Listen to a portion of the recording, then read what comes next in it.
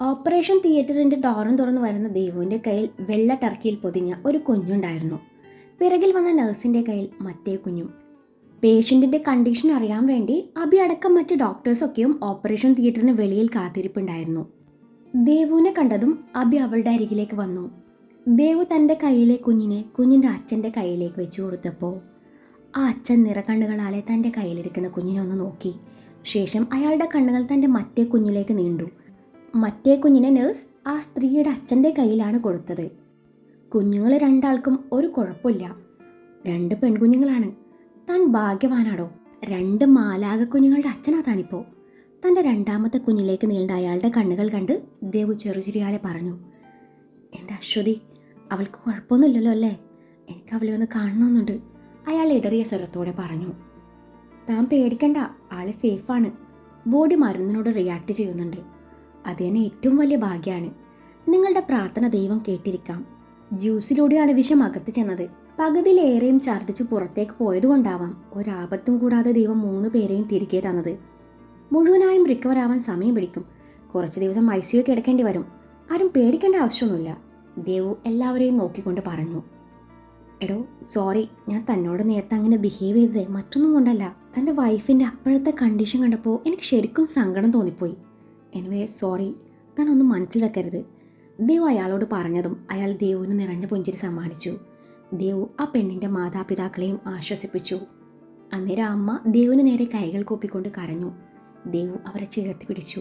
അബിയുടെ കണ്ണുകൾ തൻ്റെ കുഞ്ഞിനെ നെഞ്ചോട് ചേർത്ത് പിടിച്ചു. കുഞ്ഞിക്കൈയിൽ ചുംബിക്കുന്ന ആ ചെറുപ്പക്കാരനിലാണ്. തനിക്ക് നഷ്ടമായ ഈയൊരു നിമിഷത്തെ ഓർത്ത് അബിയുടെ ഉള്ളിൽ അന്നേരം ചെറുനോണർന്നു. ആ നിമിഷം തൻ്റെ കയ്യിലുള്ള തൻ്റെ മാലാക കുഞ്ഞിനെ അബി നെഞ്ചോട് ചേർത്ത് പിടിച്ചു ചുംബിച്ചു. അബിയുടെ പ്രവർത്തികൾ ദേവു ഇടങ്ങണ്ണാലെ നോക്കി നിന്നു. അബി വേദുവിന് കുഞ്ഞുങ്ങളെ കാട്ടിക്കൊടുത്തു. അന്നേരം അതുപോലത്തെ വാവയെ നമുക്കും വേണമെന്ന് അവൾക്കൊരാഗ്രഹം. അമ്മയുടെ ഈ ദേഷ്യമൊക്കെ ഒന്ന് അടങ്ങിക്കോട്ടെ, നമുക്കേ ഇതുപോലൊരു വാവയെ തരാൻ അമ്മയോട് പറയാട്ടോ, വേദയുടെ കാലിൽ സ്വകാര്യം പോലെ പറഞ്ഞുകൊണ്ട് അബി അവളെയും കൊണ്ട് തൻ്റെ ക്യാബിനിലേക്ക് നടന്നു. കുറച്ചു കഴിഞ്ഞ് ദേവു അബിയുടെ ക്യാബിനിലേക്ക് വരുമ്പോൾ അച്ഛനും മോളും ക്യാബിൻ്റെ പുറത്തേക്ക് ഇറങ്ങി വരുന്നുണ്ടായിരുന്നു. അമ്മു, ഞാൻ നിന്നെയും അന്വേഷിച്ച് അങ്ങോട്ട് വരികയായിരുന്നു. ദേ അവിടെ റെസ്റ്റോറൻറ്റിലേ അവരെല്ലാം നമ്മളെ വെയിറ്റ് ചെയ്യുക. നീയും കൂടി വന്നിട്ട് പോവാന്ന് കരുതി ഞാനിരുന്നതാ. മനുവേട്ടൻ ചെല്ല്, ഞാൻ വന്നോളാം, ദേവ് പറഞ്ഞു. ദേവുവിൻ്റെ വായിൽ നിന്ന് വീണ മനുവേട്ടൻ എന്ന വാക്ക് കേട്ടപ്പോൾ അബിയുടെ മുഖം വിടർന്നു. അവൻ അവളെ കണ്ണുമച്ചിമാതെ നോക്കി നിന്നു. അവൻ്റെ ആ നോട്ടത്തിൽ ഒരു നിമിഷം അവളൊന്ന് പതറി. മനുവേട്ടൻ അവളുടെ വായിൽ നിന്ന് അറിയാതെ വീണുപോയതാണ്. അമ്മു, ഞാൻ നിന്നെ വെയിറ്റ് ചെയ്യാം, നമുക്ക് ഒരുമിച്ച് പോവാം. വേണ്ട, നിങ്ങൾ പൊയ്ക്കോ, എനിക്ക് വാഷ്റൂമിലൊന്ന് പോകണം. ദേവു അതും പറഞ്ഞ് നടക്കാനൊരുങ്ങിയതും അവൻ അവളുടെ കയ്യിൽ പിടുത്തമിട്ടു. എന്താ? ദേവു ചോദിച്ചു. Ammu, I am so proud of you. വെറും മണിക്കൂറുകൾ കൊണ്ട് നീ ഇവിടുത്തെ സ്റ്റാറായില്ലേ.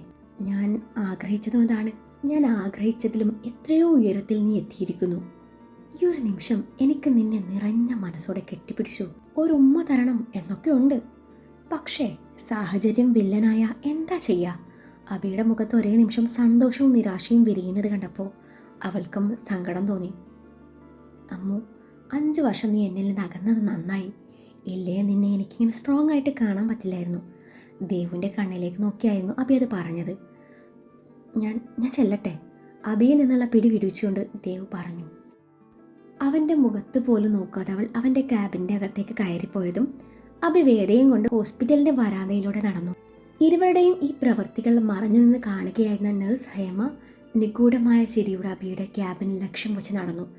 വാഷ്റൂമിൽ നിന്ന് ഇറങ്ങിയ ദേവ് കാണുന്നത് അബിയുടെ റിവോൾവിംഗ് ചെയറിനരികിൽ നിന്ന് പരുങ്ങുന്ന ഹേമയാണ്. എന്താ കാര്യം? ദേവ് ഗൗരവത്തിൽ ചോദിച്ചു. ഞാൻ അബിസാറെ കാണാൻ വന്നതാ, അവളെ വീക്കിക്കൊണ്ട് പറഞ്ഞു. എന്തിനാ? ദേവു ഗൗരവം ഒട്ടും കുറക്കാതെ ചോദിച്ചു. അത് പിന്നെ ഈ സമയത്ത് ഞാൻ എന്നും ഇങ്ങോട്ട് വരാറുള്ളതാ. അത് സാറിൻ്റെ ഓർഡർ ആയിരുന്നു. അല്ല, മാഡം ഇവിടെ പുതിയതാ? മുൻപ് എവിടെയായിരുന്നു വർക്ക് ചെയ്തിരുന്നത്? ഹേമ തന്ത്രപൂർവ്വം കരുക്കൾ നീക്കി. അതവിടെ നിൽക്കട്ടെ, താനിവിടെ ഇടയ്ക്കിടെ വരാറുണ്ട് എന്നല്ല പറഞ്ഞത്. എന്തിനാ ഇങ്ങോട്ട് വരുന്നേ? താനെന്താ ഡോക്ടറുടെ ഭാര്യയാണോ?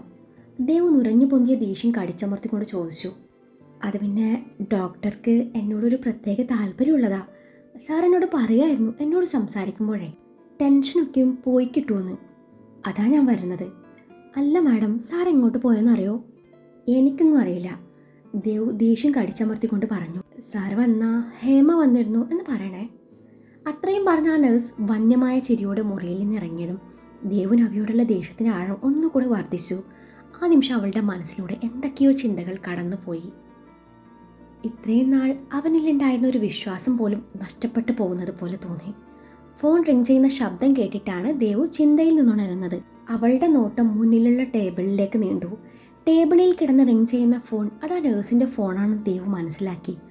മറ്റൊന്നും ആലോചിക്കാതെ ദേവു ആ ഫോൺ കയ്യിലെടുത്തു. ആൻസർ ബട്ടൺ അമർത്തി. ഹലോ. നേരിയ പരിഭ്രമത്തോടെ ദേവ് സംസാരിച്ചു. ഹലോ, ഇത് ഞാനാ. ദേവാൻഷികയെ താൻ മീറ്റ് ചെയ്തോ? അവളുടെ ഭർത്താവിനെ പറ്റി വളരെ മോശമായിട്ട് വേണം അവളുടെ മുന്നിൽ അവതരിപ്പിക്കാൻ. എങ്കിലേ നമുക്ക് രണ്ടുപേരെയും വീണ്ടും രണ്ടു വഴിക്കാക്കാൻ പറ്റുള്ളൂ. ആ ഡോക്ടറും അവളും ഒരിക്കലും ഒന്നിക്കാൻ പാടില്ല. അത് മാഡത്തിൻ്റെ ഉത്തരവാണ്. മറുതലക്കിൽ നിന്നും സ്ത്രീ ശബ്ദം ഉയർന്നു. ദേവുവിൻ്റെ ഹൃദയം നിലച്ചു പോകുമെന്ന് തോന്നിയ നിമിഷമായിരുന്നു അത്. കണ്ണുകൾ നിറഞ്ഞു വരാൻ തുടങ്ങിയിരിക്കുന്നു. ഡോറിൽ നോക്ക് ചെയ്യുന്ന ശബ്ദം കേട്ടതും ദേവ് പെട്ടെന്ന് തന്നെ കോൾ കട്ട് ചെയ്ത് ഒന്നും അറിയാത്ത പോലെ ഫോൺ അവിടെ വെച്ച് പുറത്ത് നിൽക്കുന്ന ആൾക്ക് അകത്ത് വരാൻ പെർമിഷൻ കൊടുത്തു. പ്രതീക്ഷിച്ച പോലെ തന്നെ അത് നേഴ്സ് ഹേമയായിരുന്നു. മറന്നു വെച്ച ഫോൺ തിരികെ എടുക്കാൻ വന്നതായിരുന്നു. ദേവുവിൻ്റെ കലങ്ങിയ കണ്ണുകൾ കണ്ട ഹേമയുടെ മുഖത്ത് പുഞ്ചിരി വിരിഞ്ഞു. താൻ പറഞ്ഞതൊക്കെ വിശ്വസിച്ച മട്ടാണ് എന്ന് മനസ്സിൽ കരുതി ഹേമ ഫോണും എടുത്ത് അവിടെ നിന്ന് ഇറങ്ങി നടന്നു. തളർച്ചയോടെ ദേവു അവിടെയുള്ള കസേരയിൽ കണ്ണടച്ചിരുന്നു. എവിടെയൊക്കെ തനിക്ക് തെറ്റുപറ്റിപ്പോയി. ഇത്രയും നാളും തൻ്റെ പ്രാണനായവനോട് ദേഷ്യം മാത്രമായിരുന്നു ഉണ്ടായിരുന്നത്. പക്ഷേ ഒരിക്കലും ആളെ മറ്റൊരു കണ്ണിലൂടെ കണ്ടിട്ടില്ല. എന്ന നിമിഷങ്ങൾക്ക് മുൻപ് തന്നെ അത്രത്തോളം പ്രണയിച്ച തൻ്റെ ഭാര്യയെ ഒരു നിമിഷത്തേക്കെങ്കിലും അവിശ്വസിച്ചു പോയി എന്നോർത്ത് അവളുടെ ഉള്ളിൽ കുറ്റബോധം നിറഞ്ഞു. തങ്ങളെ പിരിക്കാൻ വേണ്ടി ആരൊക്കെയോ മറഞ്ഞു നിന്ന് കളിച്ചിരിക്കുന്നു. ആൾ ഇപ്പോഴും അതിനുവേണ്ടി ശ്രമിച്ചു കൊണ്ടിരിക്കുന്നു. ആരായിരിക്കും അത്? ദേവുവിൻ്റെ മനസ്സ് മന്ത്രിച്ചു. അവൾ ദീർഘമായി ഒന്ന് നിശ്വസിച്ചു. ആ നിമിഷം ടേബിളിൽ കിടക്കുന്ന അബിയുടെ ഫോണിലേക്ക് ദേവുവിൻ്റെ കണ്ണുകൾ നീണ്ടു. ഫോണിൻ്റെ പവർ ബട്ടൺ പ്രസ് ചെയ്തപ്പോൾ ഡിസ്പ്ലേ സ്ക്രീനിൽ ഒരു ഫോട്ടോ തെളിഞ്ഞു വന്നു. അവളുടെ കവിളിൽ ചുംബിക്കുന്ന അബി. അവളുടെ ഫേവറേറ്റ് ഫോട്ടോസിൽ ഒന്നായിരുന്നു അത്. ഇത്രയും വർഷമായിട്ടും അവൻ ആ പഴയ DP മാറ്റിയിട്ടില്ല. അവൾ ചിന്തിച്ചു. തനിക്കറിയാവുന്ന ലോക്ക് പ്രസ് ചെയ്തപ്പോൾ അതും പഴയത് തന്നെ. ഫോൺ അൺലോക്കായ നിമിഷം അവളുടെ ചുണ്ടിൽ ഒരു പുഞ്ചിരി മുട്ടിട്ടു. അവൾ ഗാലറിയിലെ ഫോട്ടോസ് നോക്കി തുടങ്ങി. അതിൽ കൂടുതലും അവളും അബി ഒരുമിച്ചുള്ള ഫോട്ടോസ് ആയിരുന്നു ഉണ്ടായിരുന്നത്. ഇരുവരും റൊമാൻറ്റിക് ആയിട്ടുള്ള കുറച്ച് ഫോട്ടോസ് കൂടി അതിലുണ്ടായിരുന്നു. അതൊക്കെ കാണവേ അവളുടെ കണ്ണ് നിറഞ്ഞു വന്നു. ഫോട്ടോസ് ഓരോന്നായി നോക്കുന്നതിനിടയിലാണ് ഒരു വീഡിയോ അവളുടെ ശ്രദ്ധയിൽപ്പെടുന്നത്. താൻ 2 പേർക്കെതിരെ ഗണ്ണും ചൂണ്ടി നിൽക്കുന്ന ആ വീഡിയോ. അന്ന് അച്ചുവിൻ്റെ ഇഷ്യൂ വന്നപ്പോൾ ഹരീഷിൻ്റെയും അവൻ്റെ കൂട്ടുകാരൻ്റെയും നേർക്ക് നടത്തിയ ഗൺ ഷൂട്ട് വീഡിയോ എന്നത്. 2 പേരെയും ഗൺ പോയിന്റിൽ നിർത്തിയ നിമിഷം ആരോ അത് പകർത്തിയിരിക്കുന്നു. ഇതെങ്ങനെ മനുവേട്ടന് കിട്ടി? അവൾ ചിന്തിച്ചു. ഒന്നുകൂടെ ഗാലറി സെർച്ച് ചെയ്തപ്പോൾ വാട്സാപ്പ് വീഡിയോ ഫോൾഡറിലാണ് ആ വീഡിയോ കിടക്കുന്നതെന്ന് അവൾ മനസ്സിലാക്കി. പിന്നെ ഒരു നിമിഷം പോലും പാഴാക്കാതെ അവൾ വാട്സാപ്പ് തുറന്നു നോക്കി. സംശയം തോന്നിയ നമ്പറിലെ ചാറ്റ്സ് തുറന്നു നോക്കി. അതിനിടയിൽ ആ വീഡിയോ വന്ന നമ്പർ ദേവ് കണ്ടുപിടിക്കുകയായിരുന്നു. വീഡിയോയ്ക്ക് പുറമെ ഒരു വോയിസ് ക്ലിപ്പ് കൂടി ഉണ്ടായിരുന്നു. അതായിരുന്നു തുടക്കമെന്ന് ദേവ് മനസ്സിലാക്കി. ആ വോയിസ് ദേവ് ശ്രദ്ധിച്ചു കേൾക്കാൻ തുടങ്ങി. ഒരു സ്ത്രീ ശബ്ദമായിരുന്നു അത്. ഡോക്ടർ അഭിമന്യു മഹേശ്വർ, ഞാൻ സെൻഡ് ചെയ്തെന്ന വീഡിയോ താങ്കൾ കണ്ടു കാണുമെന്ന് വിചാരിക്കുന്നു. ഈ ഒരു വീഡിയോ എത്തേണ്ടടുത്തെത്തിയ എന്തായിരിക്കും അവസ്ഥ? നിലവിൽ ഈ 2 വ്യക്തികളും മിസ്സിംഗ് ആണ്. അവരുടെ വീട്ടുകാർ പോലീസിൽ കംപ്ലൈൻറ്റ് കൊടുത്തിട്ടുണ്ടെന്നാണ് അറിയാൻ പറ്റിയത്. അനിയത്തി മരണത്തോട് മല്ലിടുന്ന ഈ വേളയിൽ പ്രിയപ്പെട്ട ഭാര്യയെ പോലീസ് അറസ്റ്റ് ചെയ്ത് കൊണ്ടുപോകുന്നത് കാണാനുള്ള ശേഷി ഡോക്ടർക്കുണ്ടാവുമെന്നറിയില്ല. ഇരട്ടക്കൊലയാണ്. ചിലപ്പോൾ തൂക്കുകയർ വരെ കിട്ടിയെന്ന് വരാം. ഞാൻ വേണമെങ്കിൽ ഈ വീഡിയോ രഹസ്യമായി സൂക്ഷിക്കാം. പക്ഷെ ഒരു കണ്ടീഷൻ. നിങ്ങളുടെ ഭാര്യയെ നിങ്ങൾ എന്നേക്കുമായി ജീവിതത്തിൽ നിന്ന് ഒഴിവാക്കണം. അതെന്തിനാണെന്ന് ചോദിച്ചാൽ എനിക്കറിയില്ല. എൻ്റെ മാഡത്തിൻ്റെ ഉത്തരവാണ്. നിങ്ങളും ഭാര്യയും ഒരുമിച്ച് ജീവിക്കുന്നതേ മാഡത്തിന് ഇഷ്ടമല്ലെന്ന്. അതുകൊണ്ടാണ് മാഡം നിങ്ങളുടെ ഭാര്യയെയും പെങ്ങളെയും കൊല്ലാൻ നോക്കിയത് പോലും. പക്ഷേ നിങ്ങളുടെ ഭാര്യയ്ക്ക് ഒടുക്കത്തെ ആയുസ്സാണ്. നിങ്ങളുടെ ഭാര്യയെ നിങ്ങളുടെ ജീവിതത്തിൽ നിന്ന് ഒഴിവാക്കിയ ആ പാവം ഈ ഭൂമിയിൽ തുടർന്നും ജീവിക്കും. മറിച്ചാണെങ്കിൽ ഒന്നുകിൽ നിങ്ങളുടെ ഭാര്യ എൻ്റെ മാഡത്തിൻ്റെ കൈകൊണ്ട് തീരും, അല്ലെങ്കിൽ നിയമത്തിൻ്റെ കൊലക്കയർ നിങ്ങളുടെ ഭാര്യയെ തേടിയെത്തും. എന്ത് വേണമെന്നും ഭാര്യ എങ്ങനെ ഒഴിവാക്കണമെന്നും നിങ്ങൾക്ക് തീരുമാനിക്കാം. നിങ്ങൾക്ക് തീരുമാനമെടുക്കാൻ കുറച്ച് മണിക്കൂറുകൾ തരാം. അത് കഴിഞ്ഞ് ഞാൻ കോൾ ചെയ്യാം. എനിക്ക് അനുകൂലമായ മറുപടി കിട്ടുമെന്ന് പ്രതീക്ഷിച്ചോട്ടെ. മറിച്ചാണെങ്കിൽ ഏത് നിമിഷവും അവിടെ പോലീസ് എത്താം. നിങ്ങളുടെ പ്രവൃത്തികൾ നിരീക്ഷിച്ചുകൊണ്ട് ഞങ്ങളിൽ നിന്ന് ഒരാൾ അവിടെ തന്നെയുണ്ട്. ഈ സമയത്ത് ഡോക്ടർ അതിബുദ്ധി കാണിക്കില്ലെന്ന് വിചാരിക്കുന്നു. അത്രയും പറഞ്ഞുകൊണ്ട് വോയിസ് അവസാനിച്ചു.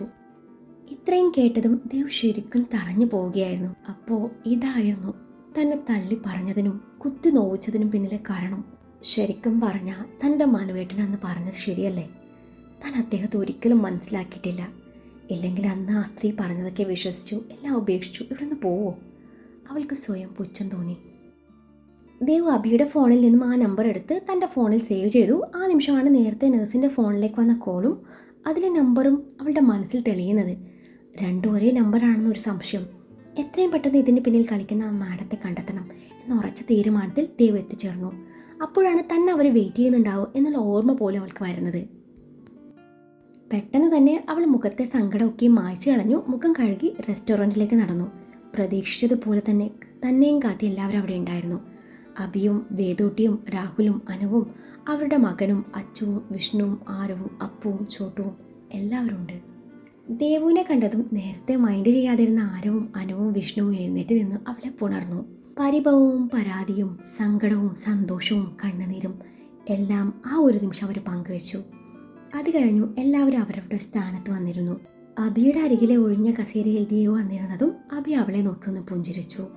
ആ നിമിഷം അവളവന് വേദന നിറഞ്ഞൊരു പുഞ്ചിരി സമ്മാനിച്ചു. അമ്മു, മുഖമൊക്കെയും വല്ലാതിരിക്കുന്നല്ലോ, എന്തേ വയ്യേ? അവളുടെ മുഖം വാടിയത് കണ്ടതും അബി അവളുടെ നെറ്റിയൊക്കെ തൊട്ടു നോക്കിക്കൊണ്ട് ചോദിച്ചു. ഈ മനുഷ്യനാണല്ലോ ഈശ്വര ഞാൻ ഇത്രയും നാൾ വിഷമിപ്പിച്ചത് എന്നോർത്തപ്പോൾ അവളുടെ കണ്ണുകൾ നിറഞ്ഞു വരാൻ തുടങ്ങി. സങ്കടം പുറത്തു ചാടാതിരിക്കാൻ അവൾ ഒരുപാട് ശ്രമിച്ചതായിരുന്നു. പക്ഷെ അവൻ്റെ കളങ്കമില്ലാത്ത സ്നേഹത്തിന് മുന്നിൽ അവൾക്ക് പിടിച്ചു നിൽക്കാനായില്ല. കണ്ണുനീർ കവിളിലൂടെ ഒലിച്ചിറങ്ങി. അമ്മു, എന്തു പറ്റിയടി? തൻ്റെ വിരലുകളാൽ അവളുടെ കണ്ണുനീർ ഒപ്പിക്കൊണ്ട് അബി ചോദിച്ചു. ഒന്നുമില്ല, ഞാൻ ചുമ്മാ പഴയ കാര്യങ്ങൾ ഓരോന്ന് ഓർത്തപ്പോൾ അറിയാതെ കണ്ണു നിറഞ്ഞു പോയി. മറ്റുള്ളവരെയൊക്കെ തങ്ങളെ ശ്രദ്ധിക്കുന്നുണ്ടോ എന്ന് നോക്കിക്കൊണ്ടാണ് ദൈവം അത് പറഞ്ഞത്. നിനക്കെന്താ കഴിക്കാൻ വേണ്ടത്? അബി ചോദിച്ചു. നിങ്ങൾ കഴിക്കുന്നത് എന്താണോ എനിക്കും അത് മതി. എന്നാ കഞ്ഞിയും ചമ്മന്തിയും ആയാലോ? അബിയുടെ പ്രയോഗം കേട്ട് അന്നേരം അവൾ ആ വേദനക്കിടയിലും അറിയാതെ ചിരിച്ചുപോയി. ഇതെന്ത് പറ്റി പെട്ടെന്നൊരു മാറ്റം? ഇനി ഇവളുടെ തല വല്ലോടത്തും ചെന്നിടിച്ചോ? അബി ചിന്തിക്കാതിരുന്നില്ല. എല്ലാവരും ഫുഡ് ഓർഡർ ചെയ്തു. ഭക്ഷണം എത്തിയതും എല്ലാവരും നിറഞ്ഞ മനസ്സോടെ ആസ്വദിച്ച് കഴിക്കാൻ തുടങ്ങി. ഒപ്പം ഏറെ നാളുകൾക്ക് ശേഷം അബിയുടെ മനസ്സും വയറും ഒരുപോലെ നിറഞ്ഞു. ദേവുവിൻ്റെ മനസ്സിൽ എന്തൊക്കെ കിടന്ന് പുകയുന്നുണ്ടായിരുന്നു. എങ്കിലും അബിക്ക് വേണ്ടി അവൾ പുറമെ സന്തോഷം അഭിനയിക്കുകയായിരുന്നു. ഭക്ഷണം കഴിഞ്ഞ് ഓരോരുത്തരും അവരവരുടെ ഡ്യൂട്ടിയിലേക്ക് തിരിഞ്ഞു. അബിക്കും ഒപി ഡ്യൂട്ടി ഉണ്ടായിരുന്നു. ദേവ് വേദയെ അപ്പുവിൻ്റെ അരികിൽ നിർത്തി CCTV കൺട്രോളിംഗ് റൂമിലേക്ക് നടന്നു. ഡ്യൂട്ടിയിൽ ഉണ്ടായിരുന്ന CCTV ടെക്നീഷ്യൻ്റെ സഹായത്തോടെ അവൾ മുൻപത്തെ ഫൂട്ടേജൊക്കെയും ചെക്ക് ചെയ്യാൻ തുടങ്ങി. എന്നാൽ അവൾക്കും 5 വർഷം മുൻപത്തെ ഒരു ഫൂട്ടേജിലും ആ സ്ത്രീയെ കണ്ടെത്താൻ പറ്റിയില്ല. അങ്ങനെ ദേവ് നിരാശയോടെ തിരച്ചിൽ അവസാനിപ്പിച്ചു. അവിടെ നിന്ന് ഇറങ്ങാൻ നേരാണ് നേരത്തെ തന്നോട് സംസാരിച്ച നേഴ്സ് ഹോസ്പിറ്റലിൻ്റെ പാർക്കിംഗ് ഏരിയയിലേക്ക് പോകുന്നത് CCTV കൂടി അവളുടെ ശ്രദ്ധയിൽപ്പെടുന്നത്. ആ പോക്കിൽ എന്തോ ഒരു പന്തികേട് തോന്നിയ ദേവ് കൂടുതൽ ആലോചിച്ച് നിൽക്കാതെ താഴേക്ക് ഓടുകയായിരുന്നു. അവിടെ കണ്ട കാഴ്ചയിൽ അവൾ ഒരു നിമിഷം തറഞ്ഞു പോയിരുന്നു. 5 വർഷം മുൻപ് തൻ്റെ മുന്നിൽ പ്രത്യക്ഷപ്പെട്ട അതേ സ്ത്രീ നഴ്സ് ഹേമയുമായി രഹസ്യ സംഭാഷണത്തിലാണ്. അവരുടെ കൂടിക്കാഴ്ച ഒരുപാട് നേരം നീണ്ടു നിന്നതുമില്ല. അടുത്ത നിമിഷം അവർ തൻ്റെ വണ്ടിയിൽ കയറി പോകുന്നത് ദേവ് നോക്കി നിന്നു. ഇരുവരും സംസാരിച്ചത് എന്താണെന്നൊന്നും ദേവിന് കേൾക്കാൻ പറ്റിയില്ല. എന്നാലും തങ്ങൾക്കെതിരെ എന്തൊക്കെയോ ഗൂഢാലോചനകൾ ഇരുവരും നടത്തിയിട്ടുണ്ടെന്ന് ദേവുവിന് മനസ്സിലായി. അന്നേരം ആ സ്ത്രീയുടെ കാറിൻ്റെ നമ്പർ നോട്ട് ചെയ്യാൻ ദേവ് മറന്നില്ലായിരുന്നു. അബിയുടെ മേലെയുള്ള തെറ്റിദ്ധാരണകൾ പകുതിയിലേറെ മാറിക്കിട്ടിയെങ്കിലും അന്നേ ദിവസം അവൾ അബിയോട് കൂടുതൽ അടുത്തിടപഴകിയില്ല. മനസ്സിലുള്ള എല്ലാ ചോദ്യങ്ങൾക്കും ഉത്തരം കണ്ടെത്തണം. അതിനുശേഷം വീണ്ടും തൻ്റെ മനുവേട്ടൻ്റെ മാത്രം അമ്മുവായി മാറണം. ഉറച്ച തീരുമാനത്തോടെ ദേവു നിദ്രയെ പുൽകി.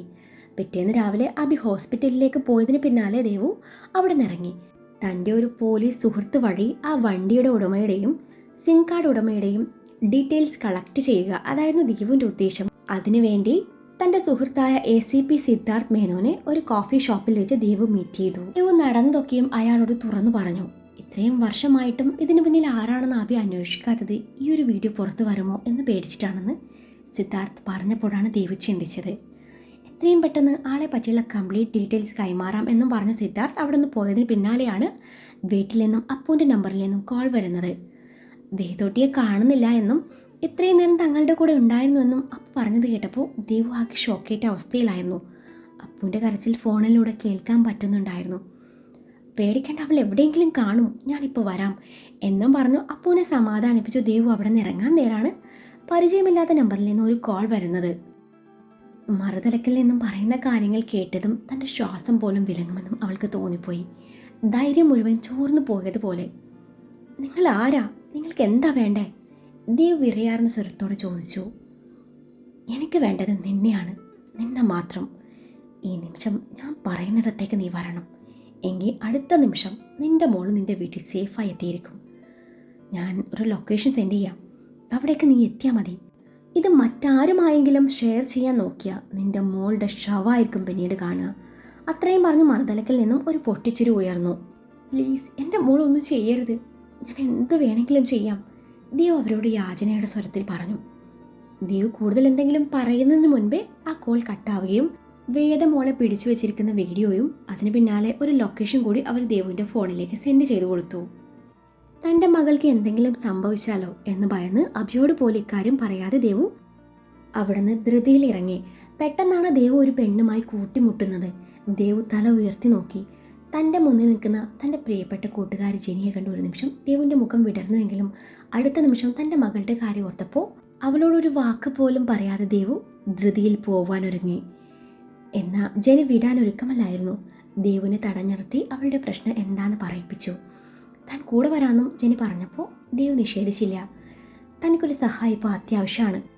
തൻ്റെ കൂടെ ജെനിയുടെ കാര്യം അവരെ അറിയാനൊന്നും പോണില്ല എന്ന് കരുതി ദേവു ജെനിയുടെ കാറിൽ തന്നെ അവരയച്ച ലൊക്കേഷനിലേക്ക് യാത്രയായി. ജെനി തന്നെയാണ് ഡ്രൈവ് ചെയ്തത്. ദേവു, നീ ഇങ്ങനെ ടെൻഷൻ ആവാതെ, നിന്റെ മോൾക്കൊന്നും സംഭവിക്കില്ല. യാത്രക്കിടയിൽ ജെനി ദേവുവിനെ ആശ്വസിപ്പിച്ചു. എന്നാലും എൻ്റെ ദേവു, നിനക്ക് വേണ്ടിയല്ലേ ഞാൻ കോയമ്പത്തൂർ തന്നെ മെഡിസിൻ ചേർന്ന്, എന്നിട്ട് നീ എന്നെ അവിടെ ഒറ്റയ്ക്ക് വിട്ടിട്ട് ഇങ്ങോട്ട് പോന്നു. വല്ലാത്ത ചതിയായിപ്പോയി. നീ അവിടെ എന്നെ ഒറ്റക്കാക്കി വന്നപ്പോൾ ഞാൻ അവിടെ ശരിക്കും ഒറ്റപ്പെട്ടു. കുഞ്ഞുനാൾ തൊട്ട് നമ്മൾ അത്രമാത്രം അടുത്ത കൂട്ടുകാരായിരുന്നില്ലേ. ജെനി ദേവുവിനെ നോക്കി അത് പറഞ്ഞതും ദേവ് അവൾക്ക് മങ്ങിയ ചിരി സമ്മാനിച്ചു. ദേവ് അവളുടെ സംസാരം കേൾക്കാനോ അതിന് മറുപടി പറയാനോ പറ്റിയ അവസ്ഥയിലായിരുന്നില്ല. അവളുടെ മനസ്സ് നിറയെ അവളുടെ മകൾ മാത്രമായിരുന്നു. അതിനിടയിൽ അബിയുടെ കോൾ ഒരുപാട് തവണ വന്നുവെങ്കിലും ദേവ് അത് ഇഗ്നോർ ചെയ്യുകയായിരുന്നു. അപ്പോഴും ജെനി പഴയ ഓരോ കഥകൾ പറയുന്നുണ്ട്. ഇവള് എന്തിനാ ഇതൊക്കെ ഇപ്പം പറയുന്നത്? ദേവ് ചിന്തിക്കാതിരുന്നില്ല. വണ്ടി ഗൂഗിൾ മാപ്പിലെ ലൊക്കേഷനിലൂടെ ഒരുപാട് ദൂരം സഞ്ചരിച്ചു. അതിനിടയിലാണ് ACP സിദ്ധാർത്ഥിൻ്റെ വാട്സാപ്പ് മെസ്സേജ് വരുന്നത്. ദേവു അത് ഓപ്പൺ ചെയ്ത് നോക്കി. ടെക്സ്റ്റ് മെസ്സേജ് ആയിരുന്നു അത്. ദേവു, ആളെ ഞാൻ കണ്ടുപിടിച്ചിട്ടുണ്ട്. സിം കാർഡും ആ കാറും രണ്ടും ഒരാളുടെ പേരിലാണുള്ളത്. ജെനിഫർ മാത്യു, നിന്റെ ബാല്യകാല സുഹൃത്ത്. സിദ്ധാർത്ഥിൻ്റെ മെസ്സേജ് കണ്ട ദേവു നടുങ്ങിപ്പോവുകയായിരുന്നു. ഇതേ സമയം ദേവു പതർച്ചയോടെ തൻ്റെ തൊട്ടരികിലിരിക്കുന്ന ജെനിയെ ഒന്ന് നോക്കി. ഈ 6 വർഷം കൊണ്ട് നിനക്ക് വന്നൊരു മാറ്റേ, നീ ഒന്നുകൂടി സുന്ദരിയായിരിക്കുന്നു ദേവു. നിന്റെ ഈ സൗന്ദര്യത്തിൽ പെണ്ണായ ഞാൻ പോലും അടിമപ്പെട്ടു പോയിരിക്കുന്നു. പിന്നെ നിന്റെ ഡോക്ടറുടെ കാര്യം പറയണോ അല്ലേ? ആളെങ്ങനെ റൊമാൻറ്റിക് ആണോ? ജെനി ചോദിച്ചു. എൻ്റെ മോളെവിടെ?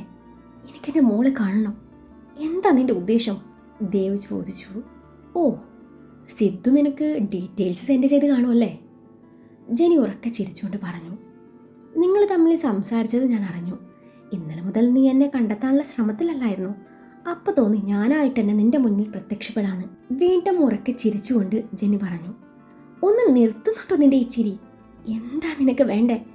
എൻ്റെ മോൾ എവിടെയെന്നാ നിന്നോട് ചോദിച്ചത്. അവൾക്ക് എന്തേലും സംഭവിച്ചാൽ നിന്നെ ഞാൻ വെറുതെ വിടില്ല. ദേവ് വർദ്ധിച്ചു വന്ന ദേഷ്യത്തോടെ പറഞ്ഞു. നിന്റെ മോൾ സേഫാണ്, അവളെ ഞാൻ ഒന്നും ചെയ്യില്ല.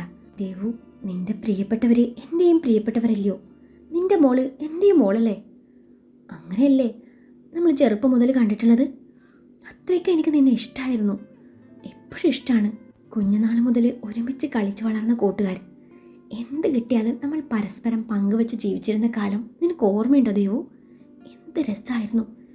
+2 കഴിഞ്ഞപ്പോൾ നീ കോയമ്പത്തൂർ പഠിക്കാൻ പോകുന്നതെന്ന് കേട്ടപ്പോൾ എൻ്റെ വീട്ടുകാരെ എതിർത്തിട്ടും ഞാൻ വാശി പിടിച്ചു നിൻ്റെ കൂടെ അവിടെ ചേർന്നു. കാരണം എനിക്ക് നീ ഇല്ലാതെ പറ്റില്ലായിരുന്നു. പക്ഷെ നീ അത് ഒരിക്കൽ പോലും തിരിച്ചറിഞ്ഞില്ല. അങ്ങനെ ലാസ്റ്റ് ഇയർ ആയപ്പോൾ നീ അവിടെ പ്രശ്നം ഉണ്ടാക്കി നാട്ടിലേക്ക് പോന്നു. അതെനിക്ക് വല്ലാത്തൊരു ഷോക്കായിരുന്നു. ഭ്രാന്ത് പിടിക്കുമെന്ന് തോന്നിയപ്പോൾ ഞാൻ ഡ്രഗ്സ് ഉപയോഗിക്കാൻ തുടങ്ങി. നിനക്ക് വേണ്ടി നിന്നെ ഞാൻ മറക്കാൻ ശ്രമിച്ചു. പറ്റിയില്ല. ഞാനും പഠിപ്പ് അവസാനിപ്പിച്ച് ഇങ്ങോട്ട് പോകാനിരുന്നതാ. പക്ഷേ വീട്ടുകാർ സമ്മതിച്ചില്ല. അവർക്ക് വേണ്ടി ഞാൻ അവിടെ തുടർന്ന് പഠിക്കാൻ തീരുമാനിച്ചു.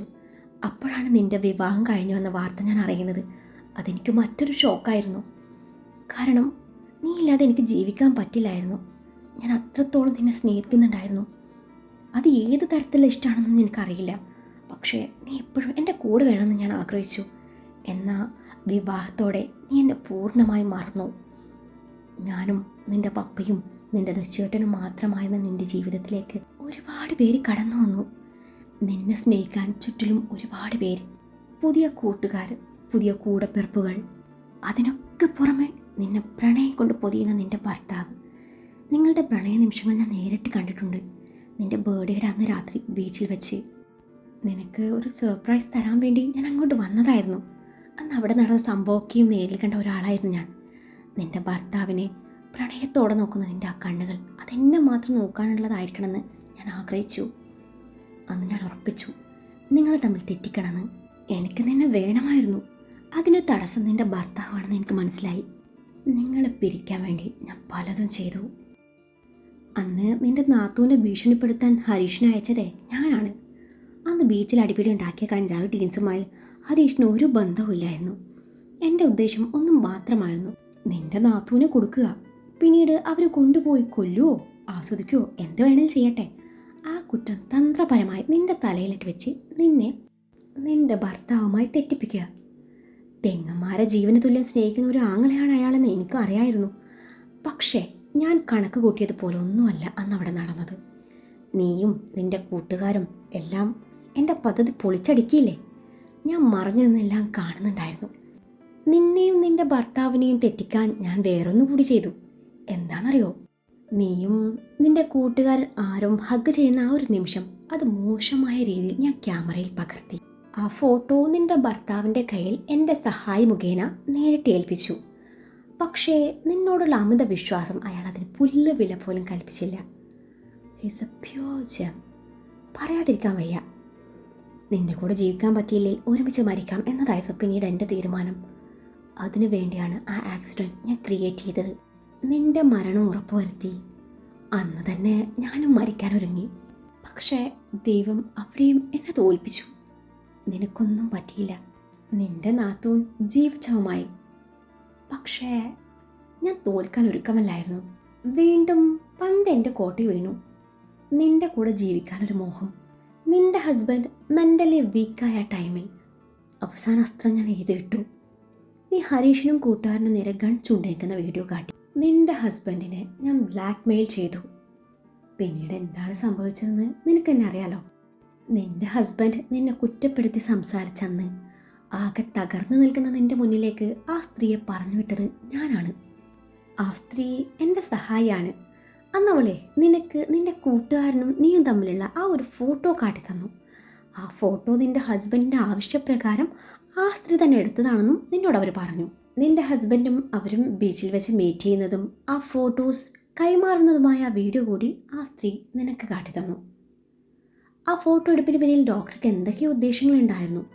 അതിൻ്റെ കൂടെ അന്ന് നടന്ന നിങ്ങളുടെ ആക്സിഡൻറ്റിന് പിന്നിൽ നിൻ്റെ ഹസ്ബൻഡാണെന്നും അവർ പറഞ്ഞത് നീ വിശ്വസിച്ചു. നിന്നെ കൊല്ലുകയായിരുന്നു ഡോക്ടർ അഭിമന്യുവിൻ്റെ ഉദ്ദേശം. അതിനുവേണ്ടി സ്വന്തം സഹോദരിയെ പോലും ബലിയാടാക്കാൻ ഡോക്ടർ മടിച്ചില്ല. ഇത്രത്തോളം നിന്നോട് ശത്രുത തോന്നാൻ ഒരേ ഒരു കാരണം മാത്രമേ ഉള്ളൂ. ഡോക്ടറുടെ അച്ഛനെയും അമ്മയും വണ്ടി ഇടിപ്പിച്ച് കൊന്നതേ നിൻ്റെ പപ്പയാണെന്ന് ഡോക്ടർ വിശ്വസിക്കുന്നു. നിൻ്റെ ഈ ആക്സിഡൻറ്റ് കേസ് അവർക്കെതിരെ തിരിയാതിരിക്കാൻ വേണ്ടിയാണ് അന്ന് ആ സ്ത്രീ നിന്നോട് വന്ന് ഇതൊക്കെ പറഞ്ഞത് എന്ന് കൂടി ആ സ്ത്രീ നിന്നോട് പറഞ്ഞു. എൻ്റെ നിർദ്ദേശപ്രകാരം ആ സ്ത്രീ നിന്നോട് ഇത്രയൊക്കെ പറഞ്ഞപ്പോൾ ഡോക്ടർ തള്ളി പറഞ്ഞ ദേഷ്യത്തിൽ നീ അത് മുഴുവൻ വിശ്വസിച്ചു. നീ ഇത്രയൊക്കെ മണ്ടിയാണെന്ന് ഞാൻ അറിഞ്ഞില്ല. ആ തങ്കപ്പെട്ട ഡോക്ടർ നീ തെറ്റിദ്ധരിച്ചല്ലോ. പാവം, നിനക്ക് വേണ്ടി എന്തോരം അനുഭവിച്ചു. എല്ലാം ഞാൻ ഉദ്ദേശിച്ച പോലെ നടന്നു. ആ നിമിഷം നിനക്ക് ആശ്വാസവാക്കുകളുമായി നിൻ്റെ മുന്നിലേക്ക് നിൻ്റെ ആ പഴയ ജനിയായി ഞാൻ വരാനിരുന്നതാ. പക്ഷേ നീ എന്നെ അവിടെയും തോൽപ്പിച്ചു. ഞാൻ പോലും അറിയാതെ കണ്ണെത്താ ദൂരത്ത് പോയി ഒളിച്ചു താമസിച്ചു. അപ്പോഴും ഞാൻ കാത്തിരുന്നു നിൻ്റെ വരവിനായി. ജെനി പറഞ്ഞതൊക്കെയും കേട്ട് ദേവ് തളർച്ചയോടെ സീറ്റിലേക്ക് ചാരിയിരുന്നു പോയി. ദേവ് കണ്ണുകൾ അമർത്തി തുടച്ച് ജെനിയെ ദഹിപ്പിച്ചു നോക്കി. ഡി, നിനക്ക് ഭ്രാന്താണോ? ഇത് വെറും ഭ്രാന്തല്ല, നീ ഒരു സൈക്കോയാ. മനുഷ്യൻ്റെ സങ്കടം കണ്ട് രസിക്കുന്ന സൈക്കോ. നിനക്ക് എന്തിഷ്ടാണ് എന്നോടുള്ളത്? അതിന് നീ എൻ്റെ ആരാ? എന്നെ കെട്ടിയോനോ? എനിക്ക് നിന്നോട് ഇഷ്ടം പോയിട്ട് ഒരു തുള്ളി സഹതാപം പോലും ഇല്ല. ഈ മനസ്സ് നിറയെ നിന്നോട് വെറുപ്പ് മാത്രമേ ഉള്ളൂ. ഇന്നത്തോടെ നിർത്തിക്കോണം നിന്റെ മറ്റേടത്തെ ഭ്രാന്ത്. വണ്ടി നിർത്ത്, എനിക്ക് വീട്ടിൽ പോകണം. ദേവ് അവൾക്ക് നേരെ വിരൽ ചൂണ്ടിക്കൊണ്ട് പറഞ്ഞു. വീട്ടിൽ പോകാനോ? നിന്നെ ഞാൻ എങ്ങോട്ടും വിടില്ല. ദേവു, നമ്മളെ ഒരുമിച്ച് മരിക്കാൻ പോവാ. നിനക്കറിയോ, ഈ വണ്ടിയുടെ ബ്രേക്ക് ഫെയിലിയറാ. ഈ വണ്ടി ഇനി ചെന്ന് നിൽക്കുന്നതേ ഒരു കൊക്കയിലായിരിക്കും. ആ നിമിഷം ഞാനും നീയും ഒരുമിച്ച് എന്നേക്കുമായി ഈ ലോകത്തോട് വിട പറയും. അത്രയും പറഞ്ഞ് ജെനി ഉറക്കെ ചിരിച്ചു. ജെനി, നീ നീ എന്ത് ഭ്രാന്തായി പറയുന്നേ? എനിക്ക് മരിക്കണ്ട ജെനി. എനിക്ക് ജീവിക്കണം. എൻ്റെ കുഞ്ഞിന് വേണ്ടി, എൻ്റെ കുഞ്ഞിൻ്റെ അച്ഛന് വേണ്ടി, എൻ്റെ പ്രിയപ്പെട്ടവർക്ക് വേണ്ടി എനിക്ക് ജീവിക്കണം ജെനി. പ്ലീസ് ജെനി, അവരൊക്കെ എന്നെ അത്രയ്ക്ക് സ്നേഹിക്കുന്നുണ്ട്. നീ വണ്ടി നിർത്തി ജെനി. ഞാൻ നിൻ്റെ ആ പഴയ കൂട്ടുകാരി ദേവല്ലേ. നിനക്കെന്നെ കൊല്ലാൻ കഴിയുമോ ജെനി? എൻ്റെ ശരീരം നൊന്താ നോവുന്നത് നിൻ്റെ ഹൃദയമാണെന്ന് നീ എന്നോട് എത്ര തവണ പറഞ്ഞിട്ടുണ്ട്. എന്നിട്ടും നിനക്കെന്നെ കൊല്ലാൻ തോന്നുന്നല്ലോ ജെനി. നമുക്കെല്ലാം സംസാരിച്ച് തീർക്കാം. എനിക്ക് നിന്നോട് ഒരു ദേഷ്യമില്ല. ജെനി പ്ലീസ് വണ്ടി നിർത്ത്. ദേവു അവളുടെ മുന്നിൽ യാചിച്ചു. തൻ്റെ മോളെയും അതേ ഓർത്ത് ദേവുവിൻ്റെ കണ്ണുകൾ നിറഞ്ഞു തോഴി. വണ്ടി ലക്ഷ്യമില്ലാതെ ആ കാട്ടിലൂടെ അലഞ്ഞു നടന്നു. സോറി ദേവു, നീ എന്നോട് ക്ഷമിക്കടാ. എനിക്ക് നിന്നെ അത്രയ്ക്ക് ഇഷ്ടമായതുകൊണ്ടല്ലേ. നീ ഇല്ലാതെ എനിക്ക് പറ്റുന്നില്ല, അതുകൊണ്ടാ. ഞാൻ ഒരുപാട് തവണ എൻ്റെ മനസ്സിനെ പറഞ്ഞ് പഠിപ്പിക്കാൻ നോക്കി, പക്ഷേ പറ്റണ്ടേ. ഞാൻ എന്താ ചെയ്യുക ദേവു? ജെനി നിറഞ്ഞ കണ്ണാലെ പറഞ്ഞു. അതിനിടയിലാണ് അബിയുടെ കോൾ വരുന്നത്. ദേവു പെട്ടെന്ന് കോൾ എടുത്തു. ഹലോ മനുവേട്ട, ഇത് ഞാനാ, അമ്മു, നമ്മുടെ മോള്. അവള് വിതുമ്പലോടെ ദേവു പറഞ്ഞു. മോള് സേഫാണ്. അമ്മു, നീ ഇത് എവിടെയാ? മനോട്ട ഞാൻ ഐ ആം സോറി. ഞാൻ ചെയ്തു പോയ തെറ്റിനൊക്കെ മാപ്പ് ചോദിക്കുക. അറിയാതെ ഒരുപാട് വിഷമിപ്പിച്ചു. ഇനി നമ്മൾ തമ്മിൽ കാണുമെന്ന് തോന്നില്ല. എൻ്റെ മനുവേട്ടനെ വിഷമിപ്പിച്ചതിന് ദൈവം എനിക്ക് തന്ന ശിക്ഷയാ. ഐ ലവ് യു മനുവേട്ട, റിയലി ലവ് യു. മോളെ നോക്കിക്കോണേ. അത്രയും പറഞ്ഞപ്പോഴേക്കും ദേവു കരഞ്ഞു പോയിരുന്നു. അവസാനമായി ഭർത്താവിനോട് സംസാരിച്ചോട്ടെ എന്ന പോലെ ജെനി പുച്ഛത്തോടെ ദേവുവിൻ്റെ സംസാരം നോക്കി നിന്നു. അമ്മു, എന്താണ് നിനക്ക് പറ്റിയേ? നീ എവിടെയാ? അബി വിറയാർന്ന സ്വരത്തോടെ ചോദിച്ചു. ദേവു തൻ്റെ ഇപ്പോഴത്തെ അവസ്ഥ കരഞ്ഞുകൊണ്ട് പറഞ്ഞതും മറുതലയ്ക്കിൽ നിന്നും അബി എന്ത് ചെയ്യണം എന്നറിയാതെ തലയ്ക്ക് കൈ കൊടുത്തു പോയിരുന്നു.